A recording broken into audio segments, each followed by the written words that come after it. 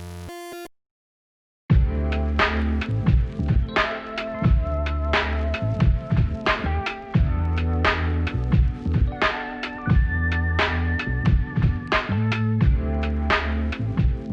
name's Stuart Wood. I'm Director and Owner of Woodshires Business Solutions Limited. So it was formulated off the back of the fact that I was a financial advisor previously. I spent 12 years in financial services, and at the end of my career in that industry I was specialising in the highly tax efficient life insurance. My father was also specialising in a different tax allowance based down for a company based down in Kent.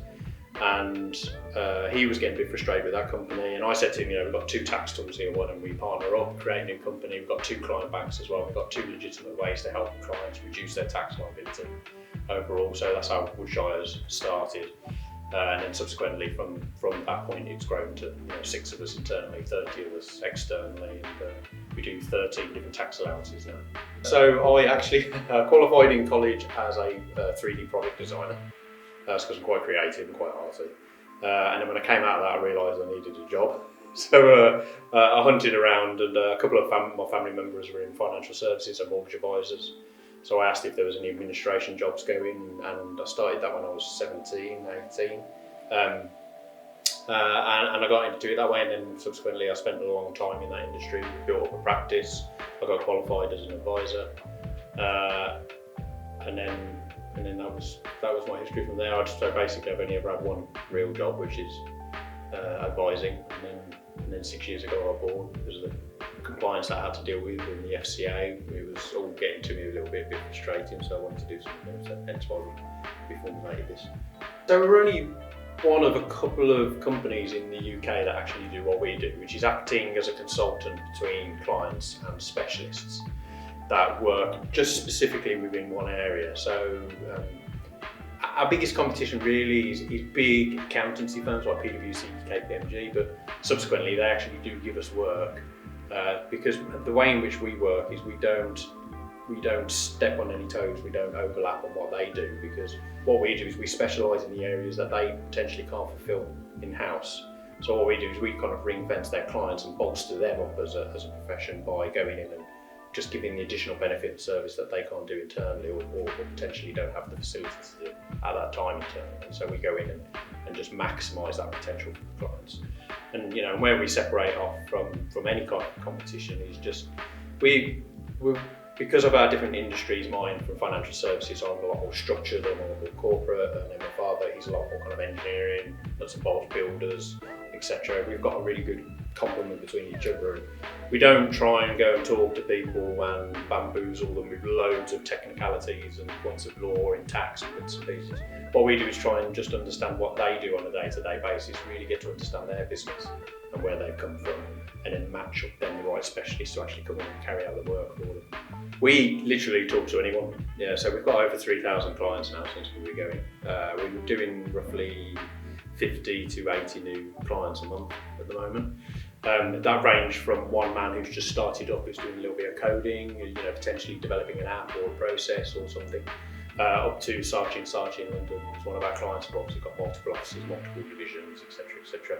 So anybody and everybody in between, we talk to. We talk to landscape gardeners, we talk to scaffolders, we talk to chocolatiers, breweries, architects, recruiters. We're happy to talk to anybody, because generally out of the tools that we have, we're able to help a client reduce their tax liability, but in most instances actually get substantial rebates back from HMRC, so good amounts of cash back in the bank for them. Our motto is always kind of plan for the worst and hope for the best. So we slashed our figures by about 30 to 50% as our targets, etc. So it's because we were expecting a dip in March when we first went into lockdown, but which was fine, and basically we were just looking to cover our basic costs.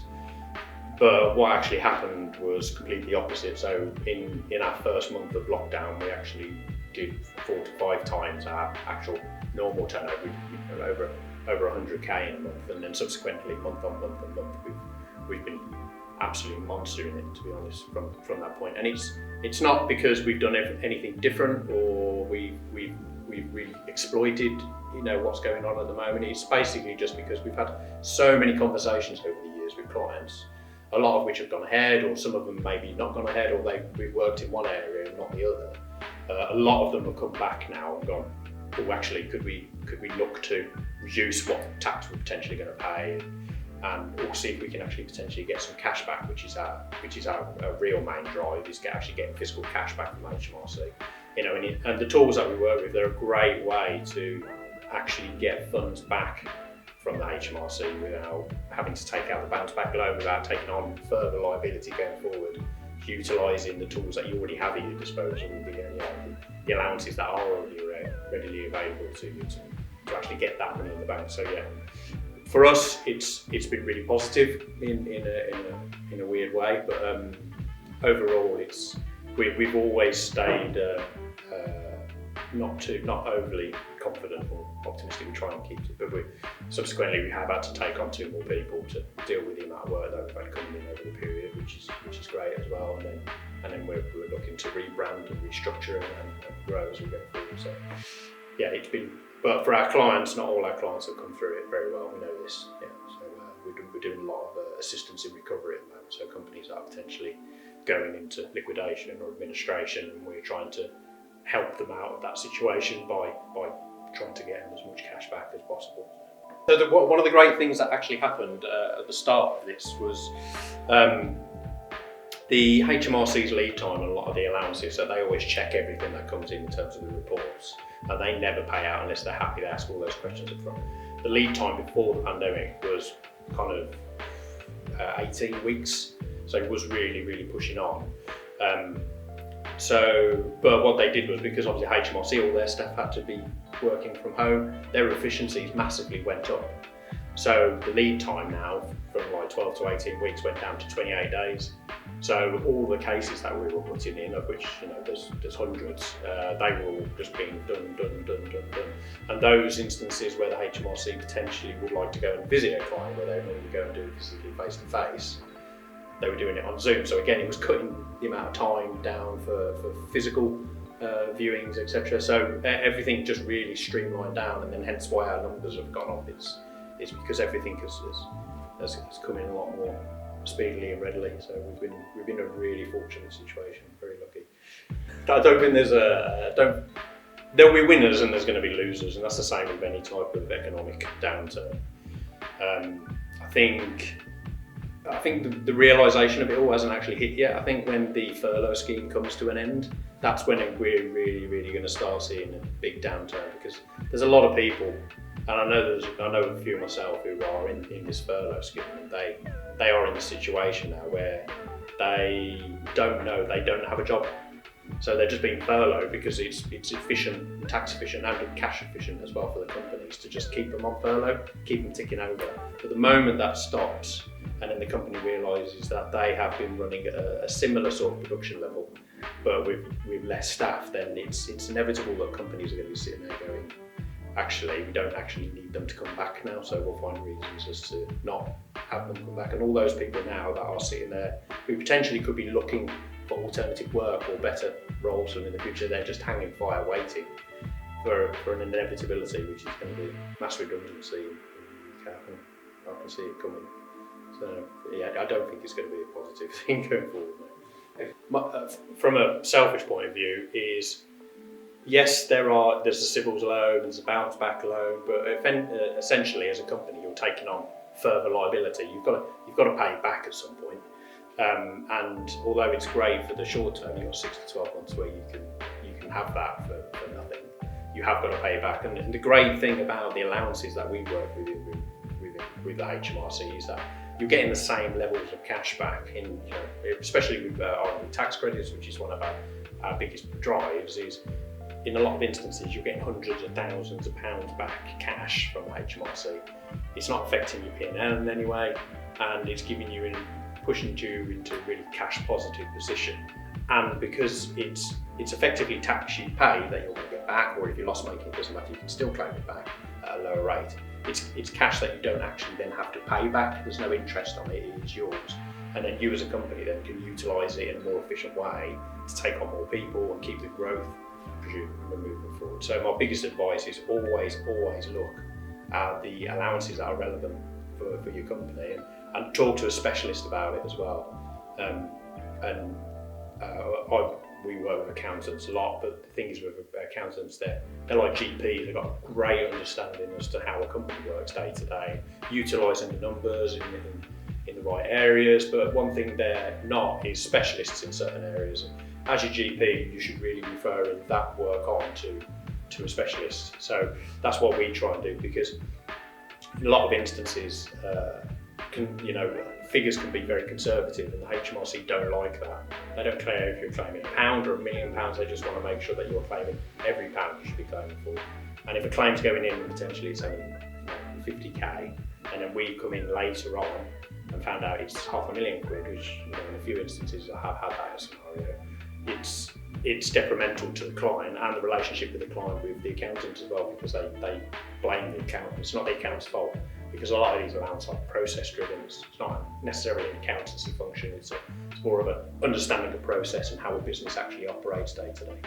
So yeah, always go talk to a specialist about the areas, and a lot of specialists work for free anyway, or they work on a percentage of a success or a benefit they actually receive. So I think it has accelerated it up a little bit, which is great. So we're going through a rebrand and kind of a branding change and structure at the moment. So we're going to focus a little bit more on how we're actually getting the message out to clients. Because one thing we've always been terrible at really is actually engagement of people that we don't know. So using marketing tools, using LinkedIn, bits and pieces to engage with people. We've just been very much reactive. We've just got very, very good client back. We've got very good connections, and those connections have then fed leads into us, which has been great. But one thing we haven't done is actively try and pursue people. So the growth plans for us is to just expand that and take on more salespeople, have a better marketing solution, and go from there. And then for me, I'm not precious to holding on to anything. I'd rather share than keep it all for myself. So the idea is we're taking on people. We've made Helen, who works for me, we made a shareholder and a director, and then we've got a couple of other people who are joining. The idea is that I'd like it to be a case where they're all part owners in what we're doing, because if they have more ownership of it, investment in it themselves, then they're more likely to help it push forward. And then I can sit back a little bit further and work on all the other ancillary products, businesses that I've got in the background as well. Through Downtown for one, but also just search Woodshires on Google. We're in one or two companies that come up. One's a woodworker, and then one's us, which is tax. So you can't get confused between the two. We'll just contact me directly on LinkedIn. I'm always on there. I've always liked Downtown because it has a much more relaxed approach to the networking scene. So one biggest thing for me is, and I wouldn't wish to downplay any other group, is yeah, that's fine. So things like BNI, they have a place and they're great, and Helen, who works for me, she's a member of BNI, it works really well for her. But one thing that for me, it's just too structured, and I'm not like that. I like flexibility, I like talking to people. And for me, Downtown, the biggest thing for me is just keeping communication with everybody who's about in the region.